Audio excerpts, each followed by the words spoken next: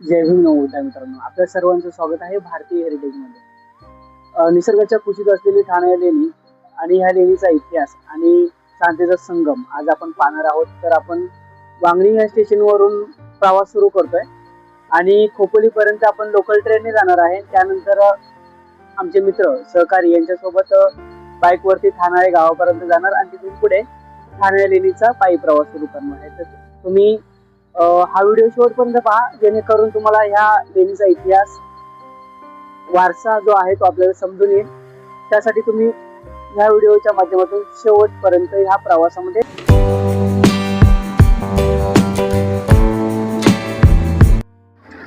तर मित्रांनो, आता मी लोकलनी खोपोलीपर्यंत आलो आणि खोपोलीमध्ये माझे सहकारी मित्र हर्षवर्धन दादा सर, निलेश पाटील सर आणि आमचे नवीन मित्र आहेत.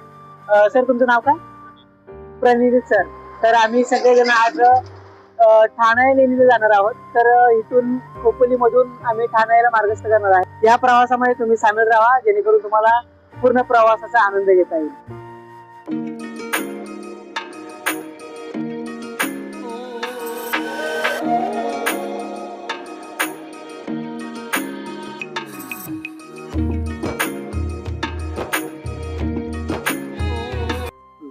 तर मित्रांनो, फायनली आपण ठाणे गावामध्ये पोहोचलोय आणि ह्या गावामधून आपण पुढे ठाणे लेणीला जाणार आहे. तर तो मार्ग आपण तुम्हाला दाखवणारच आहे आणि त्या मार्गानेच आपण ठाणे लेणीपर्यंत पोहोचणार आहे. तर माझ्या मागे घरं आहेत आणि या साईडला शाळा देखील आहे आणि माझे सहकारी मित्र देखील आहेत. तर आम्ही चौघे जण या ठाणे लेणीपर्यंत जाण्याचा प्रयत्न करणार आहे आणि त्या ठिकाणी इतिहासाचा देखील अभ्यास करणार आहे लेणीच्या आणि लेणीचा वारसा देखील समजून घेण्याचा प्रयत्न करणार आहे. तर चला, तर मग आपण ठाणे लेणीला मार्गस्थ करतोय.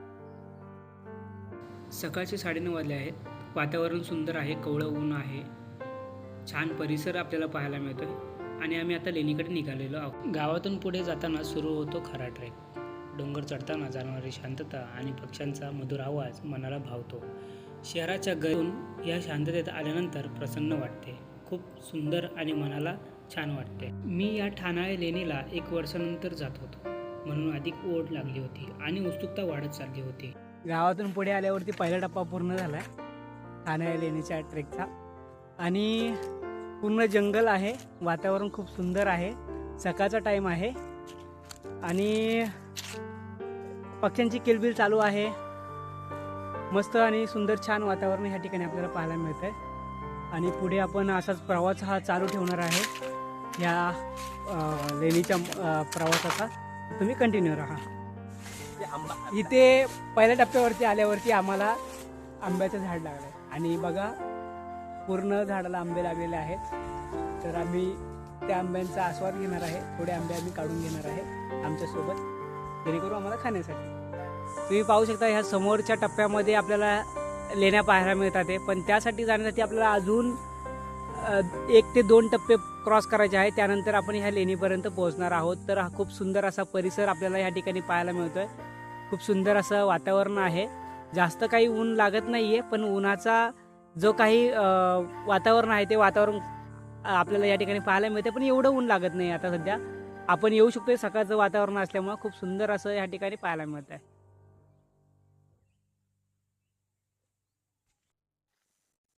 फायनली आपण आता मित्रांनो शेवटच्या टप्प्यावरती पोहोचलेलो आहोत. आपल्याला समोरच्या बाजूला लेण्या पाहायला मिळतात आहे. माझ्या बॅक साईडला तुम्ही पाहू शकता की पूर्ण लेणीचा परिसर आपल्याला पाहायला मिळतोय. तर आता आपण 2 मिनिटाच्या अंतरावरती ह्या लेणीमध्ये प्रवेश करणार आहोत आणि लेणीची पूर्ण माहिती आपण घेणार आहोत. चला, तर मग तुम्ही माझ्यासोबत जॉईन व्हा आणि ह्या लेणीचा परिसर, लेणीची माहिती पाहायला विसरू नका. तर मित्रांनो, फायनली आपण ठाणे केव्जमध्ये पोहोचलो आहे, लेणीला पोहोचलो आहे. पाहताय तुम्ही समोरच्याच बाजूला लेणीचा भिक्षुनिवास पाहायला मिळतो आहे. त्याचबरोबर पुढच्या भागात आपल्याला ह्या ठिकाणी स्तूपा गॅलरी वगैरे देखील पाहायला मिळते. तर फायनली ह्या ठाणे लेणीला आपण पोहोचलो आहे. खूप छान आणि सुंदर वाटतं आहे. सावलीमध्ये आल्यानंतर एकदम थंड वातावरण असं पाहायला मिळते आपल्याला या ठिकाणी. खूप भारी वाटतं आहे. लेणीमधून समोरील बाजूस पाहिल्यावर मन प्रसन्न होते, कारण समोरील झाडे हिरवीगार दिसत होती. या झाडांमुळेच येताना सावलीचा आश्रय मिळाला. मनाला मोहून टाकणारे वातावरण होते. येथील परिसर हा एवढ्या उन्हाळ्याच्या दिवसात देखील हिरवाईने नटलेला पाहायला मिळत होता. या भागामध्ये आंब्याची, करवंदाची झाडे खूप पाहायला मिळाली. त्याचबरोबर बाकीची देखील हिरवीगार झाडे आम्हाला पाहायला मिळाली. ह्या लेणीला ठाणाळे अथवा नाडसूर लेणी देखील संबोधले जाते. मुंबईपासून 72 किलोमीटर, पालीपासून 18 किलोमीटर आणि खोपोलीपासून 22 किलोमीटर अंतरावरती ह्या लेण्या आहेत. यामध्ये 23 लेणी समूह आहे. इसवी सन पूर्व पहिल्या शतकातील ह्या लेण्या संबोधल्या जात्या.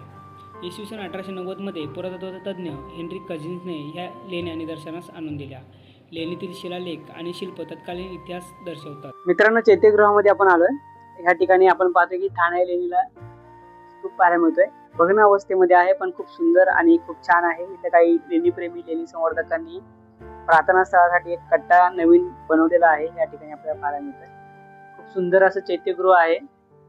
आता सध्या भग्न अवस्थेमध्ये आहे, पण या ठिकाणी जर तुम्ही पाहिलं तर वरच्या बाजूला तुम्हाला मातीचा गिलावा पाहायला मिळतोय. त्या काळचं जे जुनं काम आहे ते जुनं काम ह्या पद्धतीने आपल्याला पाहायला मिळतं. जसं प्लास्टर कशा पद्धतीने करतात त्या पद्धतीने आपल्याला या ठिकाणी पाहायला मिळते.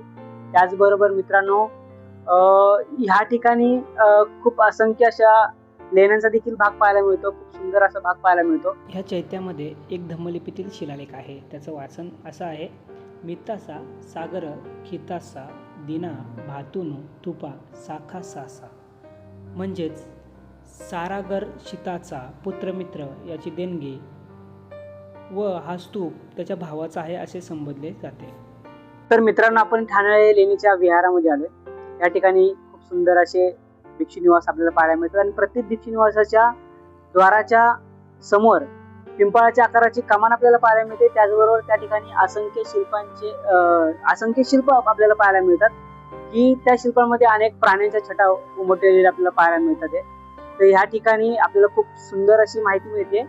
तर मित्रांनो, आपण पाहू शकता की या समोर भिक्षू निवासाच्या समोरच्या बाजूला द्वारावरती महामायाचं शिल्प आपल्याला पाहायला मिळतंय. त्यांची जी आई महामाता आहे तिचं शिल्प पाहायला मिळते. त्याच्या वरच्या बाजूला पिंपळाच्या आकाराची कमान पाहायला मिळते.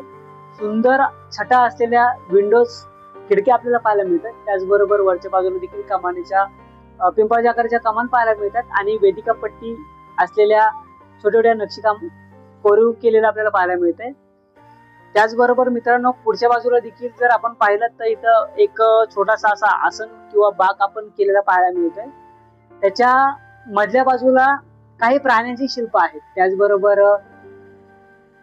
जर आपण जर सिंह आणि एक छोटा कुत्रा आपल्याला या ठिकाणी ताळमेळ लागत नाही या शिल्पामध्ये, पण हे शिल्प खूप छान कोरलेलं आपल्याला या ठिकाणी पाहायला मिळतंय. तर मित्रांनो, या ठिकाणी आपल्याला 5 पानं असलेल्या नागाचं प्रतीक देखील पाहायला मिळतं. जर आपण पाहिलं तर असंख्य बुद्धांच्या मूर्तीमध्ये बोटीच्या बॅक साईडला आपल्याला नागाचं प्रतीक पाहायला मिळतं. त्याचबरोबर ह्या ठाणे लेणीमध्ये नागाचे शिल्प आपल्याला पाहायला मिळतं. काही अभ्यासकांच्या मते त्यांनी ह्या प्रतीकाला मुचिंद नागाचं प्रतीक म्हणून संबोधलेलं आहे. 5 पानाचा नाग आपल्याला पाहायला मिळतो. खूप सुंदररित्या कोरलेला आहे. खूप छान जसा काही ह्याची प्रतिकृती आपल्या डोळ्यासमोर सजीवच रूपाने अवतरलेल्या या संदर्भामध्ये आपल्याला पाहायला मिळतं. त्याचबरोबर या ठिकाणी देखील आपल्याला जाळीदार सुंदर अशी खिडकी पाहायला मिळते. खूप सुंदर आहे, खूप छान आहे. आणि जर मित्रांनो, जर आपण पाहिलं तर या ठिकाणी दगडामध्ये कोरलेल्या ज्या पायऱ्या आहेत त्या पायऱ्या आपल्याला या ठिकाणी आपल्याला पाहायला मिळतात. सुंदर छान अशा पायऱ्या आहेत. या ठिकाणी देखील जर आपण पाहिलं तर खूप सुंदर अशी पायऱ्या आहेत दगडाच्या. जर आपण या ठिकाणी वरती आलो तर आपल्याला असंख्य शिल्प आपल्याला पाहायला मिळतात. वेदिका पट्टी असलेले सुंदर आकृती असलेले आपल्याला काही नक्षीकाम पाहायला मिळतात. खास करून मित्रांनो, जर ह्या ठिकाणी आपण पाहिलं तर या ठिकाणी स्तूप पाहायला मिळतात. बुद्ध स्वरूप स्तूप आपल्याला पाहायला मिळतात. आणि त्याचबरोबर दोन्ही स्तूपाच्या बाजूला त्या वर्ग जो होता त्याच्यामध्ये एक पुरुष आणि एक महिला असे 2 स्तूपाचे वर्ग आपल्याला पाहायला मिळतात. पण प्रामुख्याने जर मित्रांनो पाहिलं तर जर आपण पाहिलं तर महिलेच्या हातामध्ये कमल पुष्प आपल्याला पाहायला मिळते, उजव्या हातामध्ये. आणि ह्या ठिकाणी पुरुषाच्या हातामध्ये काही अंशता भिक्षापात्र अथवा वाटी असेल त्या वाटीमध्ये काही खीर किंवा वेगळ्या पद्धतीचा पदार्थ असेल असा आपण अनुमान लावू शकतो. पण त्याचा असलेला जो फेटा आहे किंवा त्याचे वस्त्र आहे, त्याचे कर्ण आभूषण आहे, महिलेचे देखील कर्ण आभूषण असतील, महिलेचा जो काही पेहराव आहे सुंदर कोरलेला आपल्याला पाहायला मिळतोय. तर मित्रांनो, ह्या ठाणे लेणीमध्ये जर आपण पाहिलं तर या ठिकाणी हत्तीचं शिल्प पाहायला मिळते. त्याच्या सोंडेमध्ये कमलपुष्प आपल्याला पाहायला मिळते. हे जे प्रतीक आहे बुद्धांच्या जन्माशी निगडीत जोडलेलं आपल्याला पाहायला मिळते. तर जे शिल्प बुद्धांच्या जीवनाशी रिलेटेड आहे ते शिल्प आपल्याला ह्या ठाणे लेणीमध्ये पाहायला मिळते. खूप छान, खूप सुंदर. आज दगड ढिसूळ झालेल्या कारणाने ह्या लेणीचं जो काही वारसा आहे तो वारसा आजपर्यंत नष्ट होण्याच्या मार्गावरती आहे. पण अजूनही जर आपण वरच्या बाजूला जर लेणी त्याच ताकदीने उभी आहे, त्या ताकदीचा वारसा घेऊन ती पुढे चालत असल्याचं आपल्याला पाहायला मिळतो. सुंदर असा हा या लेणीचा इतिहास आहे, सुंदर असा भाग आहे या लेणीचा आपल्याला पाहायला मिळतो. तर मित्रांनो, सांगायचं तात्पर्य असे की बुद्धांच्या काळामध्ये प्राण्यांना खूप महत्त्व होतं. बुद्धांच्या जीवनामध्ये प्राण्यांना महत्त्व होतं. त्याच्यामध्ये बैल ह्या प्राण्याला देखील महत्त्व दिलेलं आहे. ह्या लेणीमध्ये आपल्याला बैलाचं शिल्प कोरलेलं आपल्याला या ठिकाणी पाहायला मिळते. का काळामध्ये बुद्धांच्या हयातीतच बुद्धांचं जे काही वडिलांचं घर होतं, घराणं होतं, ते शेतकरी घराणं होतं. त्यांच्या शेतामध्ये असंख्य नांगर चालले जायचे, असंख्य प्राणी असतील. त्या प्राण्यांचा बोध चिन्ह म्हणून देखील हे शिल्प कोरलेलं असावं असा आपण अनुमान लावू शकतो. तर या ठिकाणी असे भरपूर शिल्प आपल्याला पाहायला मिळतात. तर मित्रांनो, माझ्या बॅक साईडला भिक्षू निवास आपल्याला पाहायला मिळतं आणि ह्या ठिकाणी तुम्हाला देखील पुन्हा एकदा नागाचं शिल्प आपल्याला, जो मुचिंदा नागाचं प्रतीक म्हणून संबोधलं जातं. आणि अदरवाईज नागवंशी लोकांचे टोटेम देखील आहे की नागवंशी लोकांचं हे नाग हा प्रतीक होता.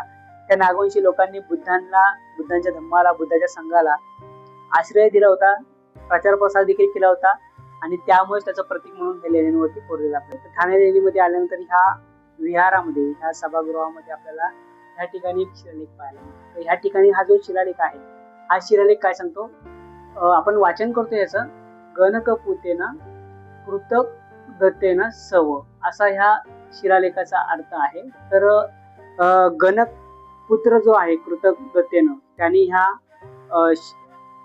लेणीला देणगी दिलेली किंवा दान दिलेल्याचा उल्लेख आपल्याला ह्या शिलालेखामध्ये पाहायला मिळतोय. असा हा शिलालेख आहे. विहारामधील छतावर कमलपुष्पाचं शिल्पचित्र आपल्याला पाहायला मिळतं. खूप सुंदर असं आहे. चहूबाजूने आपल्याला कमळाचे पुष्प आणि बाकीच्या छोट्या छटा नक्षीकाम पाहायला मिळतात. मित्रांनो, या ठिकाणी आपल्याला आल्यावर पाहायला मिळतं की बाहेरचा विहार आहे आणि विहाराच्या आजूबाजू जर आपण पाहिलं तर 2 भिक्षू निवास आपल्याला पाहायला मिळतात आणि दोन्ही भिक्षू निवासाच्या समोर बाजूस आपल्याला खूप सुंदर असा छोटा स्तूप पाहायला मिळतो कोरलेला भिंतीवरती समोरच्या बाजूस आणि नक्षीदार खिडकी देखील पाहायला मिळते. त्याचबरोबर ह्या भिक्षू निवासाच्या समोर देखील पिंपळाच्या आकाराची कमान पाहायला मिळते. महामायाचं शिल्प आपल्याला पाहायला मिळते, खूप सुंदररित्या कोरलेलं आपल्याला पाहायला मिळतंय. त्याचबरोबर इथे देखील तर मित्रांनो, या ठिकाणी ठाणे लेणीचं खूप प्रसिद्ध शिल्प आपल्याला पाहायला मिळतंय. माशावरती एक पुरुष आणि एक महिला उभी असलेली पाहायला मिळते. खास करून हे शिल्प अभ्यासाच्या दृष्टिकोनातून तर ते राजघराण्याचे कोणी दाम्पत्य असतील आणि महिलेच्या हातामध्ये पूजेचं साहित्य घेतलेला एक पात्र आहे असं त्या ठिकाणी पाहायला मिळतंय. आणि महिलेच्या जर निरीक्षण केलं तर तिच्या अंगावरती आपल्याला आभूषण पाहायला मिळतात, दागिने पाहायला मिळतात, कर्णभूषण तिचे खूप सुंदर पाहायला मिळतात. आणि ह्या महिलेने जी काही वेणी बांधलेली आहे ती वेणी देखील खूप सुंदररित्या बांधलेली आपल्याला पाहायला मिळते. त्याचबरोबर या ठिकाणी पुरुषाचा जो फेटा आहे लेहजा, तो फेटा आपल्याला खूप सुंदररित्या पाहायला मिळतोय आणि त्या ज्याचं गळ्यामध्ये जे घातलेली जी माळ आहे त्या माळेला हात लावताना आपल्याला पाहायला मिळतो. त्याचबरोबर ह्या शिल्पाचं जर आपण निरीक्षण केलं, दाम्पत्याचं जर आपण निरीक्षण केलं, ते सातवाहनकालीन जी शैली आहे, राहणीमान आहे, ते राहणीमान आपल्याला पाहायला मिळतं. त्याचबरोबर या ठिकाणी आता जे आपण भाग पाहतोय तो भग्न अवस्थेत आहे, पण या ठिकाणी जर आपण निरीक्षण केलं तर या ठिकाणी देखील माता महामायाचे शिल्प आपल्याला या ठिकाणी खूप सुंदररित्या पाहायला मिळत आहे. 2 हत्ती आहेत, पण ते शिल्प आज भग्न आहेत, पण खूप सुंदर आहे, पाहण्याजोगा आहे. असा ह्या लेणीचा इतिहास आहे. मित्रांनो, या ठिकाणी आल्यावरती, ह्या स्तूपा गॅलरीमध्ये आल्यावरती आपल्याला माझ्या उजव्या साईडला काही भिक्षू निवास आहेत 2 आणि त्याचबरोबर जर आपण पाहिलं तर ह्या ठिकाणी आपल्याला एक छोटा स्तूप पाहायला मिळतोय. जशी आपल्या प्राचीन काळामध्ये, जसं आपल्या जुन्या काळामध्ये ज्या आपल्या मातीच्या घराला देवळी असायची, त्या देवळी टाईपच ह्या ठिकाणी केलेलं आपल्याला पाहायला मिळते, कोरलेलं आपल्याला पाहायला मिळते. पण त्याला खूप सुशोभीकरण केलेलं आहे. पिंपळाच्या आकाराची कमान अशी कोरलेली आपल्याला पाहायला मिळते, कमानी सारखी. आणि त्याचबरोबर या ठिकाणी इथे छोटा स्तूप आपल्याला पाहायला मिळते. खूप सुंदर स्तूप आहे. हार्मिका ह्याची तुटलेली आपल्याला पाहायला मिळते. भग्नावशेष आजही आपल्याला खूप सुंदर छान पद्धतीने पाहायला मिळते. त्याच्या खालच्या बाजूला देखील वेदिकापट्टी सुंदर आणि छान पद्धतीने पाहायला मिळते. या ठिकाणी देखील परिपूर्ण स्तूप आपल्याला पाहायला मिळते. खूप सुंदर आहे वेदिकापट्टी. या स्तूपावरचे छटा आपल्याला खूप चांगल्या पद्धतीने पाहायला मिळतात. या ठिकाणी वेगळ्या पद्धतीचे स्तूप आपल्याला पाहायला मिळते. जसं आपल्याला नेनवली लेणीबाईचं स्तूप आहे, त्या स्तूपाच्या पद्धतीने आपल्याला हा स्तूप पाहायला मिळतो. पण नेनवली लेणीचा जो स्तूप आहे तो खूप मोठ्या आकाराचा आहे. या ठाणे लेणीमधला जो गॅलरी मधला स्तूप आहे हा खूप छोट्या आकाराचा आहे. पण सेम तशी प्रतिकृती आपल्याला ह्या ठिकाणी पाहायला मिळते. हा जो स्तूप आहे हा आज भग्न अवस्थेमध्ये आहे. हा देखील खूप सुंदर आणि खूप भारी आहे. 2 लेवलचे आपल्याला या ठिकाणी डिझाईन्स पाहायला मिळतात. पण भग्न झाल्यामुळे अशा अवस्थेमध्ये आज आपल्याला पाहायला मिळतो. मित्रांनो, लेणीच्या जर आपण ह्या बाजूस आलो तर आपल्याला हा छोटासा विहार आपल्याला पाहायला मिळतोय. बाहेरच्या बाजूला तसा वरांडा असो त्या पद्धतीचा. आणि आतल्या बाजूला आपल्याला या ठिकाणी खिडकी आणि आत जर आपण पाहिलं तर भिक्षू निवास पाहायला मिळतोय. बाग पाहायला मिळतात. खूप सुंदर असे बाग आहे त्या ठिकाणी भिक्षूंच्या व्यवस्थेसाठी तयार केलेले. आणि ह्या समोर आपल्याला भिक्षूंच्या आश्रमासाठी किंवा आपल्याला जर बसायचं असेल, निवारा पाहिजे असेल, त्यासाठी बाग केलेला आपल्याला पाहायला मिळतोय बाहेरच्या बाजूला. या ठिकाणी बऱ्याचशा गोष्टी आपल्याला. तर मित्रांनो असा हा आजचा आपला ठाणे लेणीचा ट्रेक होता. खूप इन्फॉर्मेटिव्ह होता आणि खूप महत्वपूर्ण होता ऐतिहासिक दृष्ट्या. तर तुम्हाला हा व्हिडिओ आवडला असल्यास लाईक करा, शेअर करा, चॅनलला सबस्क्राईब करा आणि बेल आयकॉन दाबायला विसरू नका, जेणेकरून तुम्हाला प्रत्येक व्हिडिओची माहिती या भारतीय हेरिटेजच्या माध्यमातून मिळेल. तोपर्यंत जय भीम, नाव होत आहे. भेटूया पुढच्या व्हिडिओ सोबत.